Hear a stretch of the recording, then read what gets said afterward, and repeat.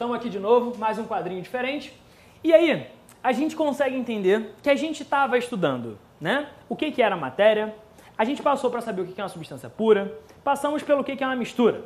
Agora, meu aluno, você começa a entender comigo sobre os estados de agregação das nossas matérias, das nossas substâncias, o que produzirão estados físicos diferentes. Então, mais algumas definições surgirão para você. Nesse contexto, eu fico até bastante tranquilo, porque não é um momento que você tenha tanta dificuldade assim. Porém, se você tiver, a gente vai tentar desmistificar isso aí que está surgindo na sua cabeça. Eu fiz um esquema aqui para vocês, mostrando aqui os 3 estados físicos que surgem. O estado sólido, o estado líquido e o estado gasoso. Professor, qual é a distinção entre esses 3 estados? Quando eu estou no estado sólido, é um estado onde as moléculas estão bastante aglomeradas, elas estão bastante próximas, onde o grau de agitação das moléculas é pequenininho. Nesse momento, a gente tem um estado com a menor quantidade de energia estocada, estado sólido. Repara aqui no seguinte, quando eu pego esse estado sólido e começo a fornecer calor para ele, o que começa a acontecer? Esse estado sólido, que tinha um determinado grau de agitação, começa a receber aquele calor do aquecimento, começa a aumentar o grau de agitação. Quando ele começa a aumentar o grau de agitação, parte das interações entre as moléculas começa a quebrar, começa a romper. Quando eu faço a quebra de parte dessas ligações, eu transformo o estado sólido, que era o estado de baixa energia, num estado que tem algumas interações só, e é pra gente chamado de estado líquido.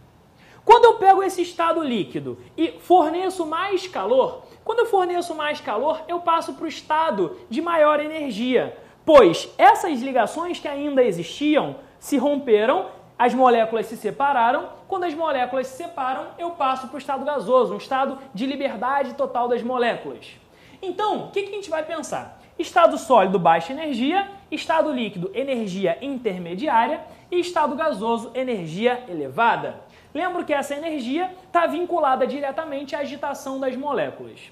Como nesse estado físico, o estado sólido, a gente está justamente trabalhando com moléculas bastante aglomeradas, a gente vai dizer que o estado sólido é um estado onde a forma é constante e o volume ocupado por ele também é constante.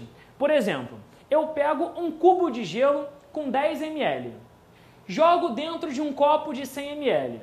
O cubo de gelo continua sendo um cubo, por mais que o copo seja cilíndrico, por exemplo, e o volume continua sendo 10 ml. Então, o estado sólido ele tem volume e tem forma constante. Quando eu passo para o estado líquido, graças à quebra de algumas interações entre as moléculas, esse estado ele é um estado mais liberal, então as moléculas elas estão cada vez mais separadas. E aí o que acontece? No estado líquido, a forma é variável, enquanto que o volume ocupado por ele é fixo. Por exemplo, pego um cubinho de gelo, não de gelo especificamente, só o recipiente, jogo um pouquinho de água líquida ali dentro.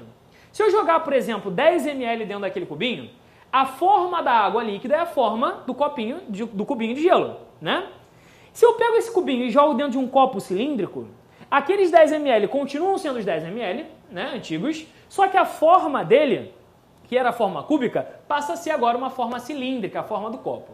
Então, no estado líquido, a forma dele, é variável, já o volume é constante. No estado gasoso, o estado de total liberdade das moléculas, o que acontece? A forma e o volume ocupado são coisas variáveis. Então, nota, o gás, por exemplo, eu posso pegar um gás e encher uma garrafa de 2 litros de refrigerante. A forma do gás é a forma da garrafa. Se eu passo esse gás para dentro de uma bexiga, essa bexiga agora vai ter aquele gás, justamente o quê? Com uma forma diferente da forma inicial. Então, a forma do gás é diferente, assim como do líquido. Já o volume do gás também é diferente. Repara, eu posso, por exemplo, jogar muito gás dentro de uma garrafa de 2 litros. O volume do gás vai ser o volume da garrafa de 2 litros. Agora, se eu solto esse gás numa sala como essa, por exemplo, o volume ocupado pelo gás agora é o volume da sala. E aí fica a grande dica, descomplica, maluco. O gás, ele sempre ocupa o volume do recipiente que ele está. Guarda isso na sua cabecinha, que é uma informação extremamente importante. Então, nota aqui um detalhe. Eu consigo, por exemplo, então, transformar um estado físico em outro. E essas mudanças de estado físico apresentam determinados nomes que você precisa decorar. Você precisa saber.